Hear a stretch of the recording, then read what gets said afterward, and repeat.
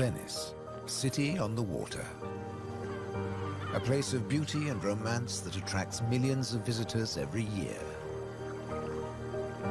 Just a few steps from the well-trodden tourist routes, there's a very different Venice, one populated by fascinating creatures.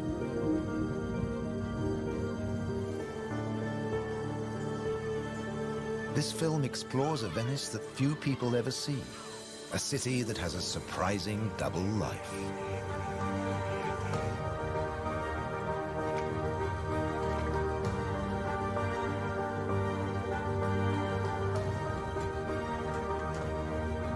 There are secret places and wild creatures in this watery world that most outsiders never discover. In the skies above, on the beaches, and in the canals are the true Venetians that live in every hidden corner of the city and the lagoon. Wild Venice is their home.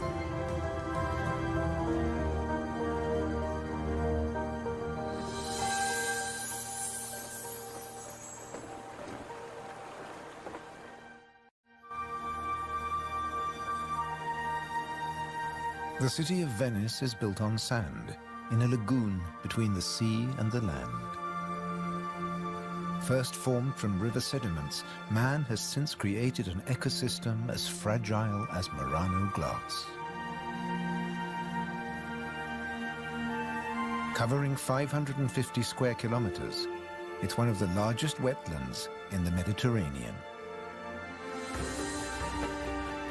Flamingos arrived at these Venetian waters quite recently.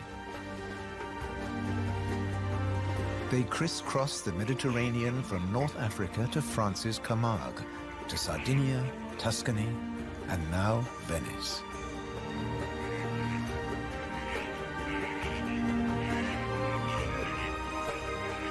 They feed on vegetable matter and small creatures they find in the mud of the lagoon.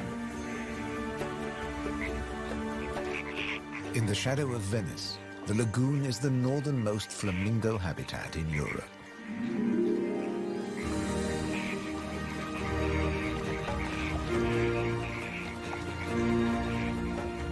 They're here now, but in a few weeks, many will move off again to find richer pickings.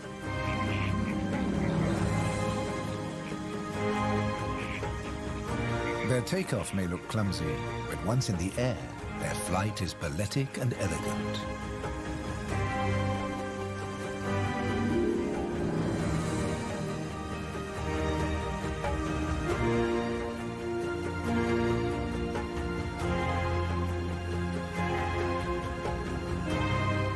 And before too long, they'll return to the safety of this lagoon, tucked between the sea, the city, and the Alps. The distant peaks helped form the lagoon. The mountain streams washed their rocky sediment towards the sea to make this habitat.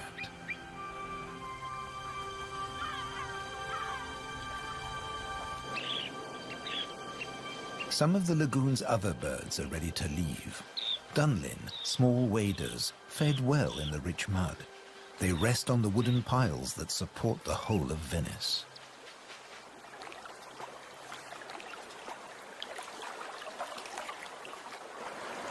It's spring, time to head off to their northern breeding grounds.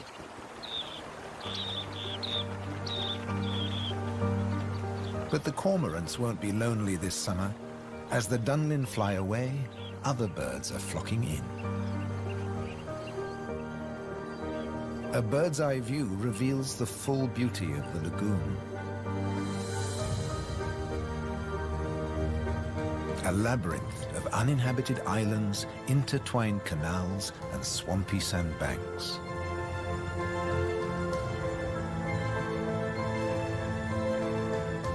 These marshy wetlands are known as the Barene.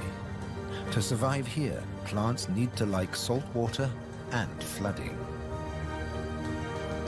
Natural arteries called gabi meander through the brackish gardens, keeping the lagoon alive.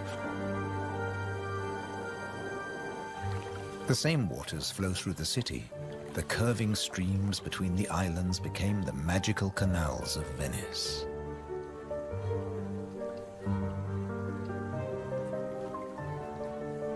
This is the city of bridges.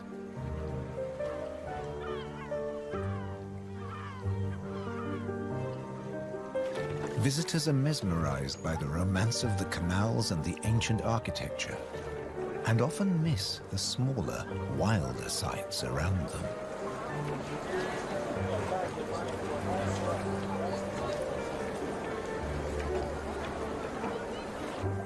These mussels are true Venetian natives. And now, in spring, they're breeding. The males spawn into the water, and each female produces up to 10 million eggs. Most of the larvae are eaten by other inhabitants of the canals, but up to 10,000 young shellfish will survive.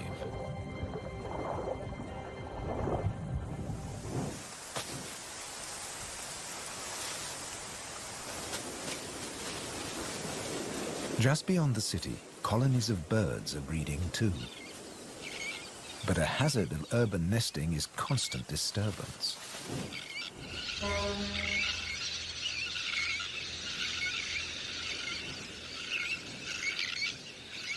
Little terns will quickly fly back to their eggs and can miraculously find their own nest scrapes in the crowded colony. Their cousins, the sandwich terns, lay their eggs directly onto the sand. If the terns are disturbed, they have little time for incubating their eggs. The sand won't keep them warm for long.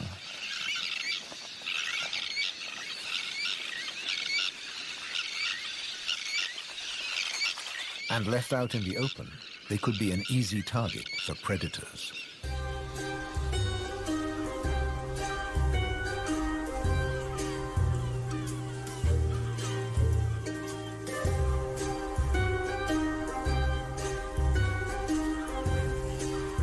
Foxes are the biggest predators hereabouts.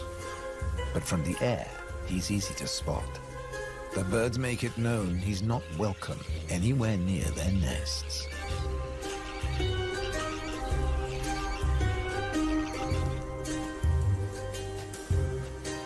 Foxes would rather not get their feet wet. Hunting in these swampy areas is a frustrating business.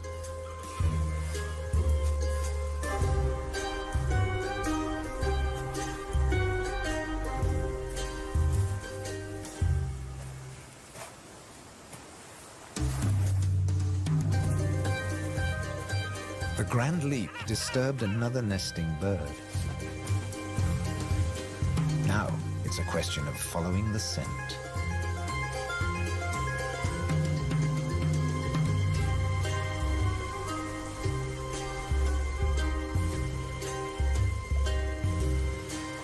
A welcome snack.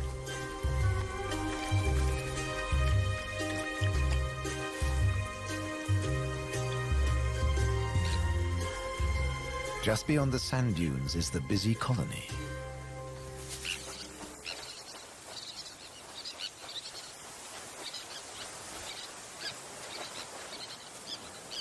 In this mixed neighborhood, a pied avocet is brooding next to the sandwich terns.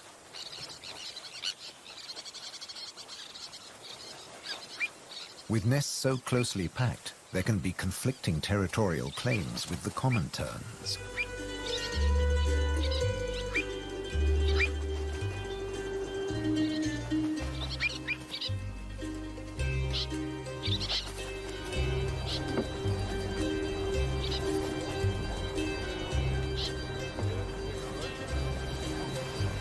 But the avocet stands his ground.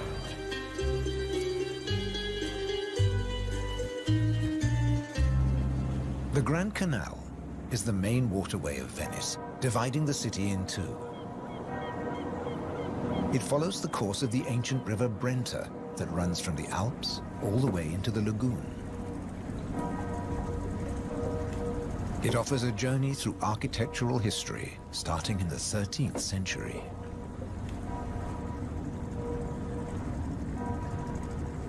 The banks of the Grand Canal have other surprises to offer, like Palazzo Malipiero's Rose Garden.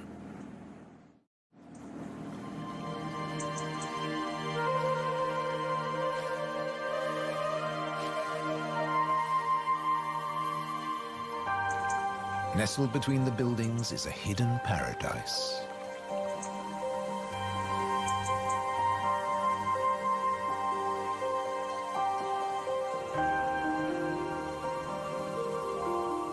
Now owned by a modern-day countess, it has been restored to its full glory, and no detail has been left to chance.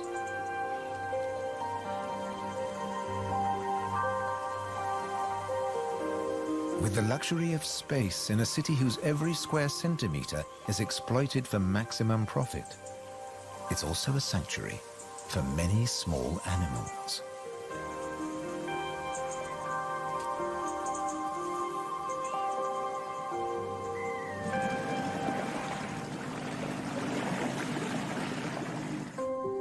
Every day, more than 50,000 tourists visit Venice. When the sun begins to set, the city's waterways empty. Venice belongs to the wild Venetians.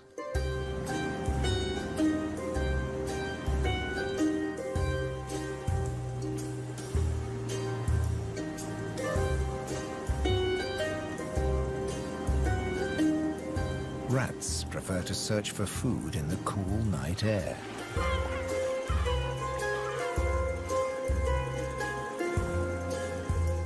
But they're not alone.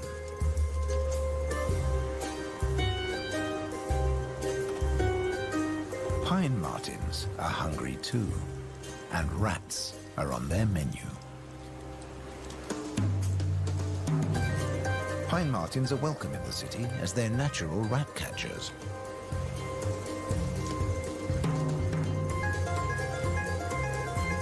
Agile with a keen sense of smell, they can find and follow any rat.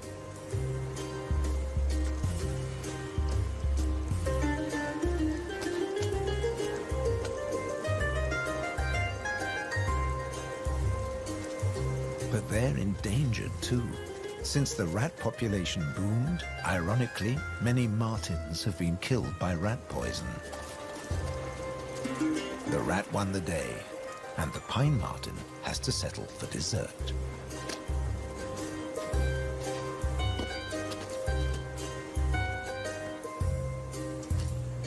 Not such a sacrifice, as pine martens are omnivores. Both meat and veg are on their menu. And sometimes the vegetarian meal is an easier option.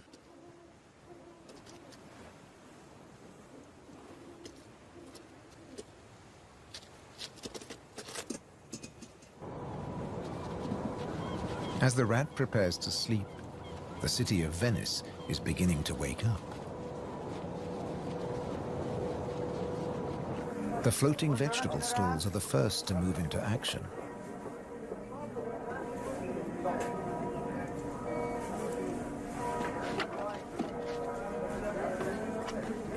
Soon these silent waterways will become busy highways again. In the 18th century, over 8,000 gondolas navigated the Venice canals. Now there are only about 400 left. Life in Venice may be moving with the times. But one thing never changes. It dictates the daily rhythms of the city and the lagoon. Twice a day, the tide rises and falls as seawater washes in and out of the lagoon.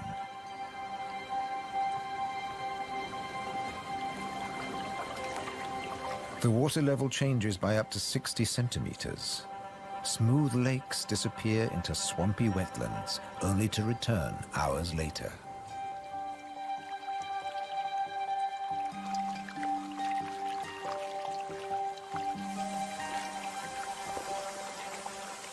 Retreating water levels reveal a surprise.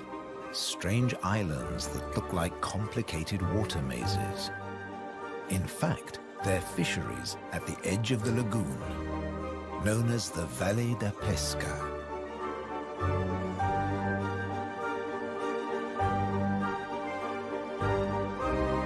They've been worked by the same families for generations, using a simple but ingenious method.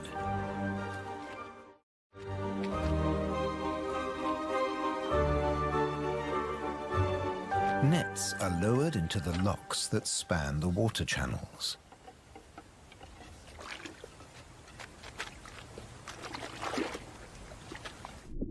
In the springtime, the locks bar the way to the young fish that stream into the lagoon to feed.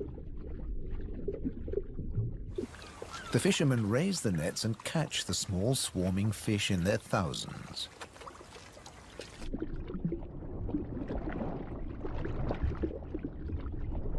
It's easy to scoop them out, but these fish are not for eating.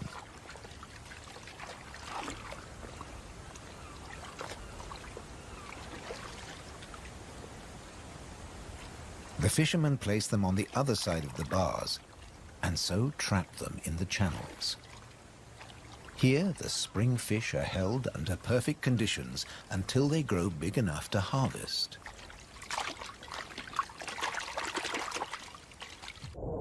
In the autumn, when the fish try to return to the sea, they're simply netted again. This time, they don't get away. Kingfishers have a more dramatic technique.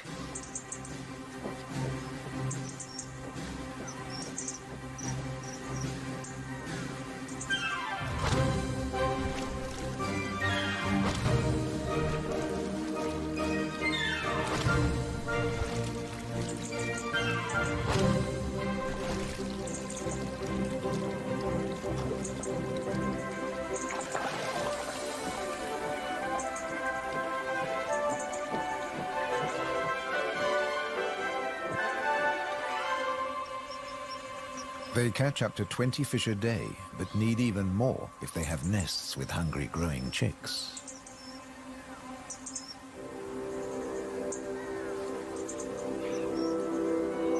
It takes enormous skill, but also violence. A sharp blow to the head stuns the fish. And when it stops wiggling, the kingfisher can turn it round without fear of it escaping. The scales and fins of the fish need to be in line.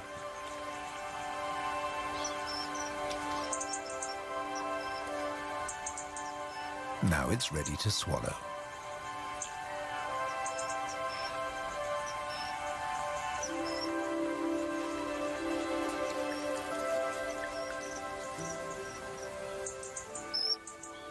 These shallow, brackish waters at the edge of the lagoon are perfect hunting grounds for a kingfisher.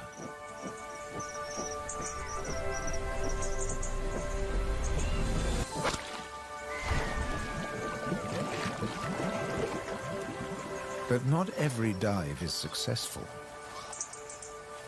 They'll snatch the odd insect in the air, but 95% of the kingfisher's catch must be made underwater.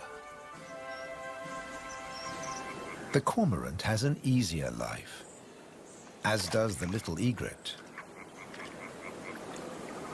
And some don't even get their feathers wet while hunting.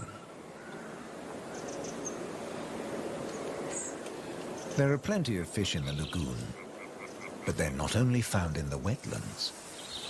These waters flow through the city too. And there are fish to be caught in the canals. Beneath the bustling jetties of the famous vaporettos or water taxis, wildlife flourishes. Even here, the little egret can fish where the water is deeper and turbulent. It's not easy to keep an eye on a moving target from a moving base.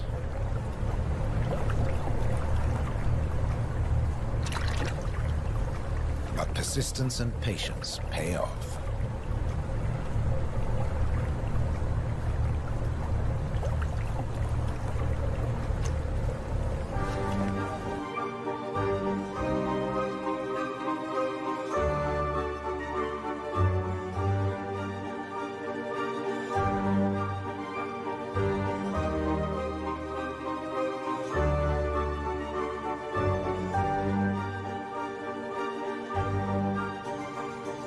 3 narrow inlets connect the lagoon to the sea.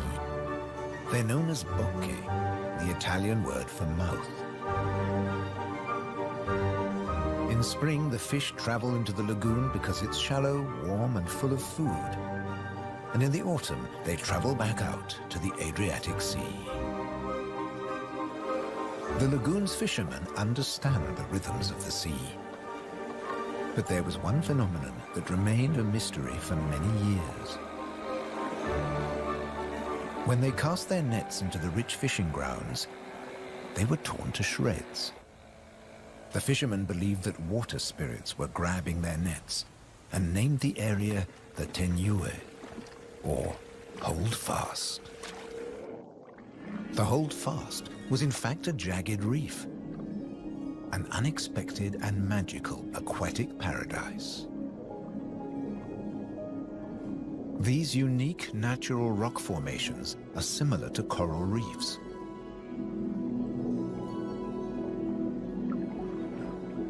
They're home to all kinds of remarkable creatures.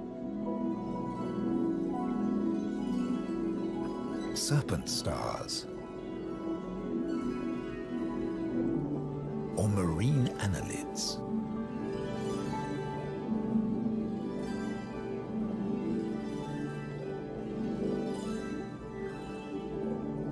This precious area is now protected.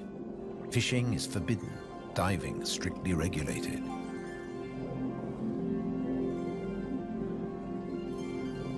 Even harvesting a shellfish delicacy like these canestrelli is banned.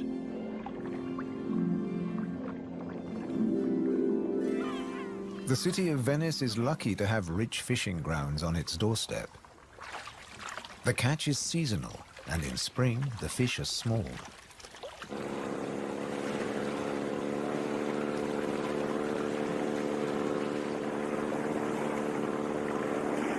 But the fishermen will go out, as long as they can find a buyer. Only the weather can hold them back.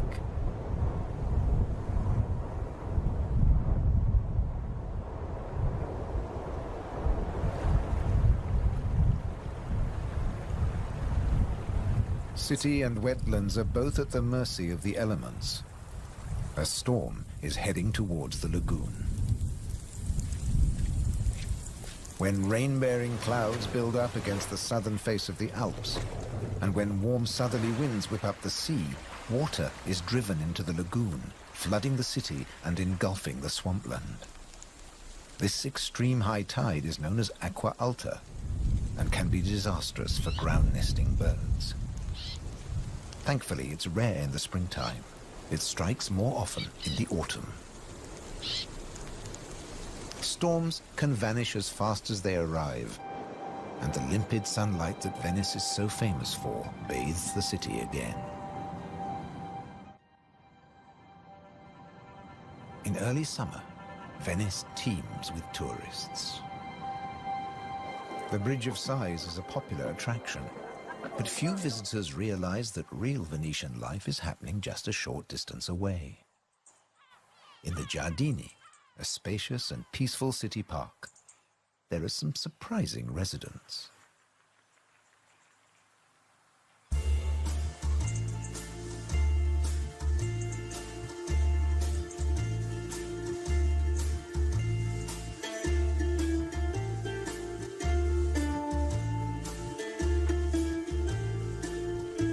This prehistoric-looking creature is an amorous green toad looking for a mate. After all, this is the city of romance. But for a toad, finding a partner in a city isn't always easy. Even a quiet park is full of danger and disruption.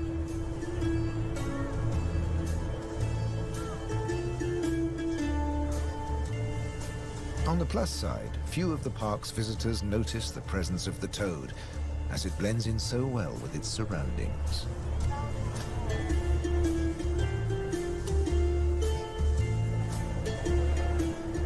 Another of the city's visitors is far more conspicuous. A stark contrast to the ancient buildings it comes to celebrate.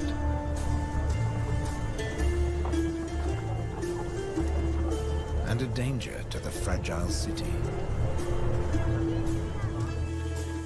The toad at last finds a more secluded waterside spot. Soft light, gentle fountains, the perfect place to mate. Venice is full of secret places hidden away from the main tourist routes. A traditional gondola repair shop nestles between the city's Zattere and Dorsoduro districts.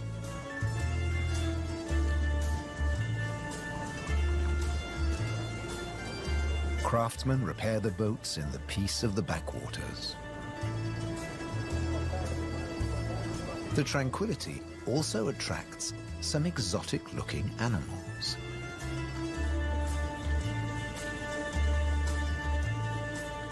Geckos are not native to Venice, but they've settled in well here.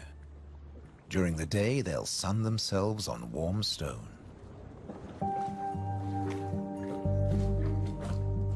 They're waiting for nightfall, when the insects they eat will emerge. And in the golden light, birds that hunt geckos settle in for the night. Terns fly back to the safety of the colony, and others enjoy a final bath. Evening always brings a measure of peace to the city. The Grand Canal is now very quiet, a perfect time for the gecko.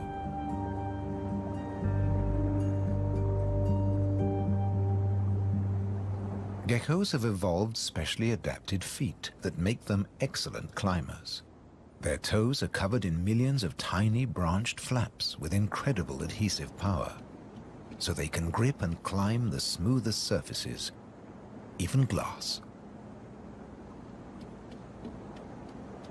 The city is empty now. The Grand Canal is deserted.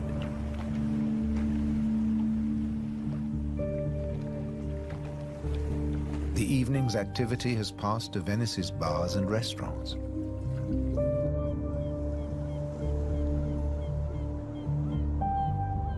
By the time the tourists are safely tucked up in their beds, the city is like a ghost town. Almost. A rat has ventured out to make the most of any scraps left behind. He must take care not to become a meal himself. Owls on the prowl. One little owl is distracted by bright lights.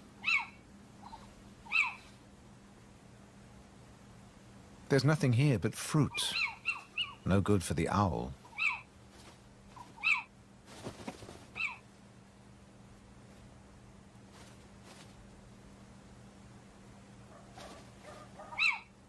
This house call hasn't paid off. Time to make a swift exit. The lucky rat will make it home tonight.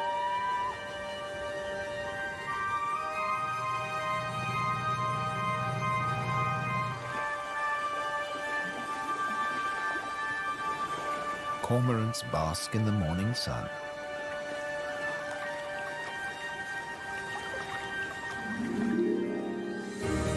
The terns start fishing early. The colony is now a hive of activity.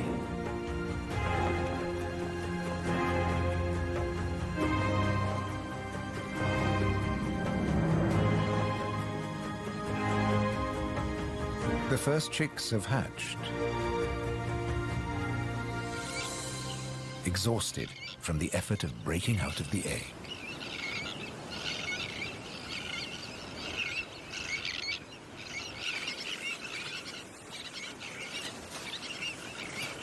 Around them, the colony has turned into a busy Italian restaurant as the adults noisily deliver their food.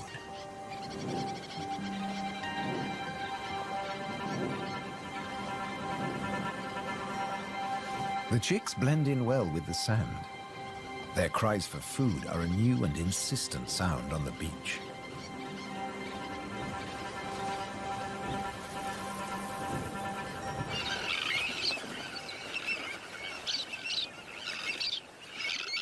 Their calls are echoed by the adults who do nothing else but feed these demanding youngsters.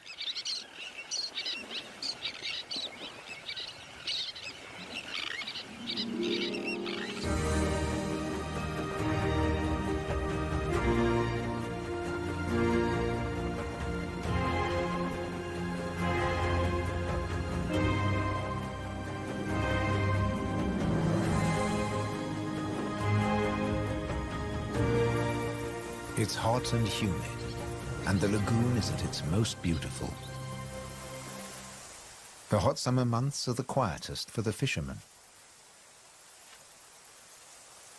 They take advantage of this time to mend their nets. They work and even sleep here, with spectacular views of the surrounding wildlife.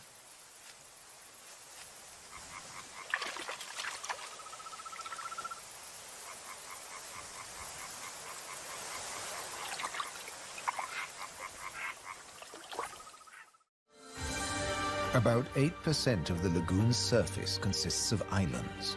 20,000 people once lived on Torcello. Now only the cathedral tower remains. Burano is known for its colorful buildings. San Francesco del Deserto is home to a Franciscan monastery. The island of Madonna del Monte is being swallowed by the lagoon, but the ruins of its monastery still stand proud.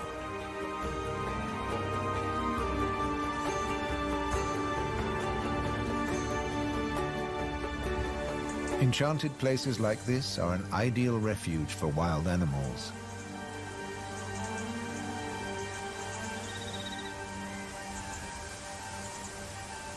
And the island's ancient monastery has some new inhabitants. The ruins are the perfect place for kestrels to nest.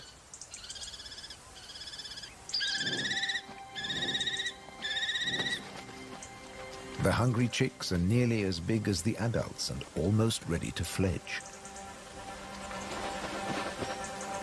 Feeding this brood is a full-time job for both parents.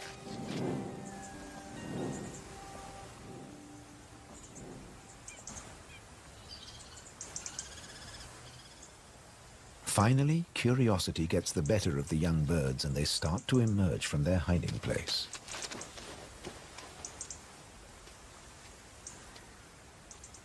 The first nervous explorer is soon followed by a sibling. They wait cautiously on a ledge, while one of the adults watches from afar.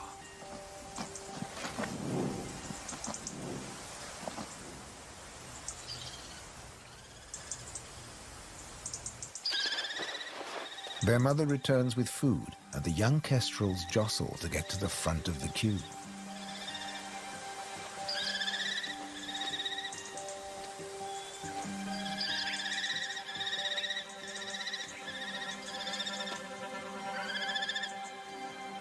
The keenest and the loudest chick is fed first.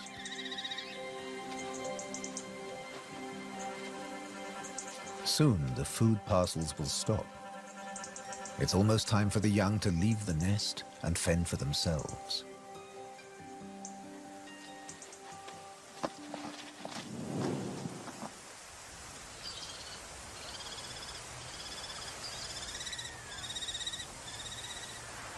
Not all of the lagoon is quite so peaceful. Venice's Lido, with its luxury hotels, is where the human bathers gather.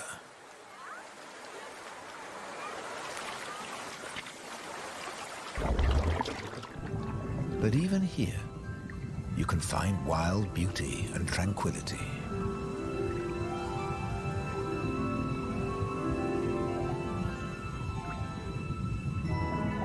In the Tenue, Venice's reef, one of nature's most delightful performances is in full swing. The squid's mating dance. The pair move together like synchronized swimmers as waves of rainbow colors pulse along their bodies.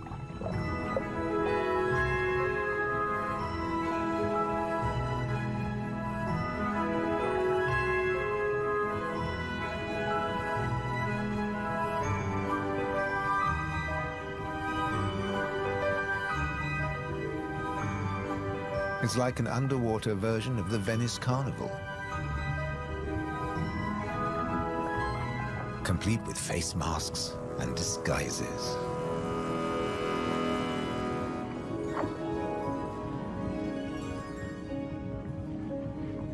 Decorator crabs change their shape by attaching sponges and algae to their bodies.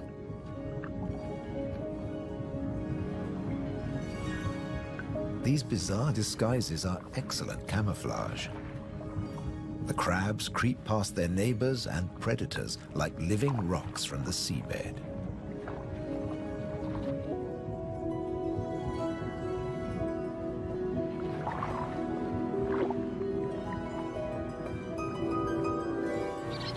The tern colony just beyond the city is flourishing. The chicks have fed well and are strong and healthy.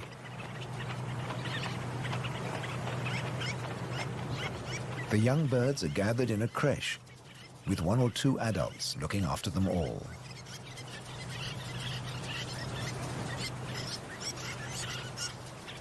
Today's lesson is elementary flight. But the teacher's demonstration is over in a flash.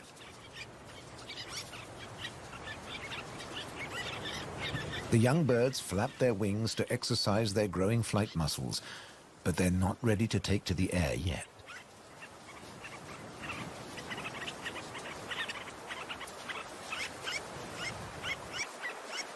Before long, they'll be flying as well as their parents.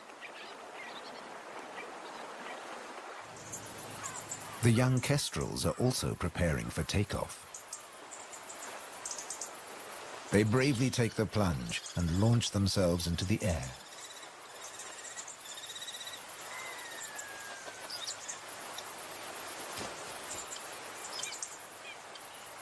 Dropping from a height makes their first flights easier.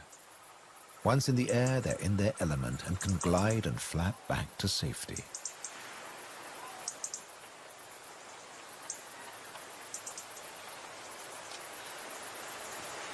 These first flights mark the end of their parental care. Now they have to find their own territory.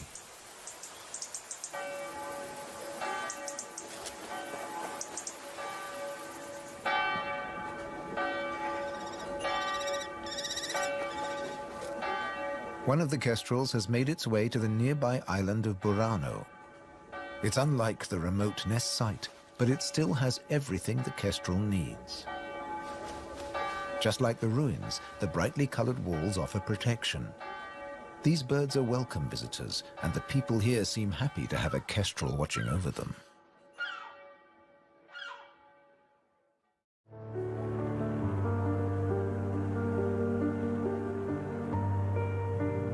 Autumn has arrived, and the wetlands once again change color. A plant called glasswort is responsible for this blush of pink. It flourishes in the swampy salt marshes.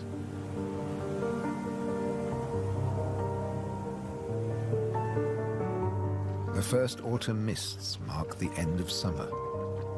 The bright, humid days give way to cooler, grayer hues.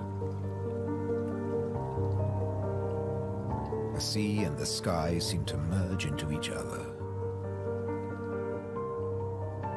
Now in September, the sea is generally calm.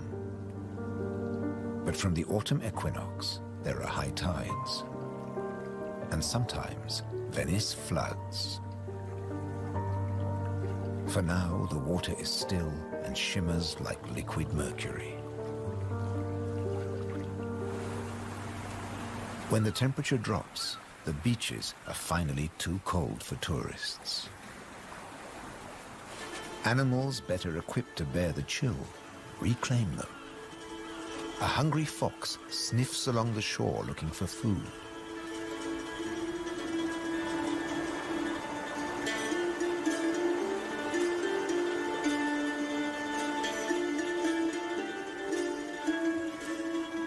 The fox has an excellent sense of smell and can see well in the twilight. It has picked up a strange scent. Something smells good to eat. But quite where this food is hidden is a mystery.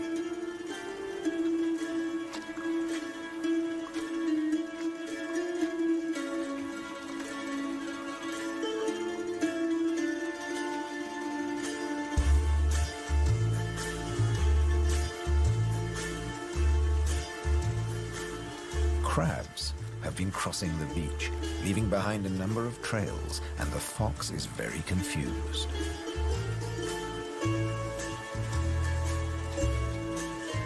Finally, it follows its nose and comes face to face with a crab.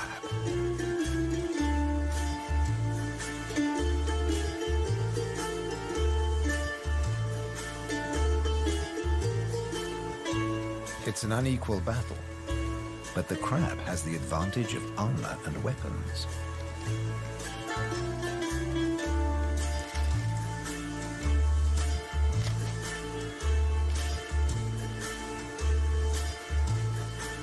This meal is more trouble than it's worth.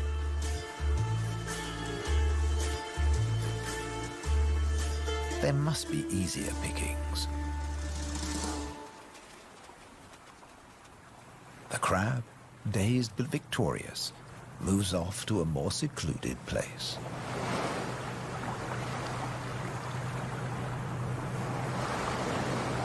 More crabs congregate on the shoreline looking out to sea.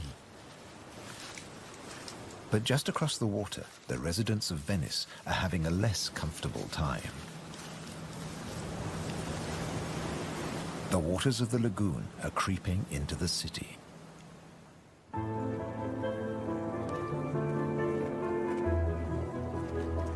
The autumn tides are getting higher, and water is seeping up through every available crack in the stones. The threat of acqua alta, the extreme high tide, is increasing every day.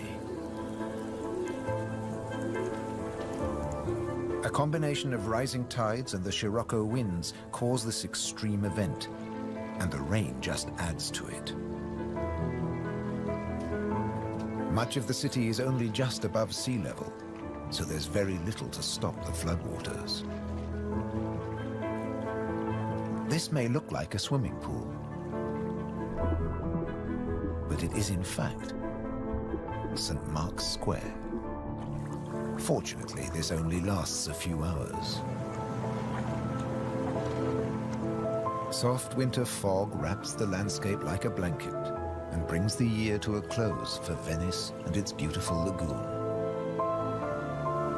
The visitors have marveled at its sights, but many have missed the most fascinating wonders of all, the wild side of Venice. The city is empty now, but visiting season for the lagoon never ends. As one creature leaves, another takes its place.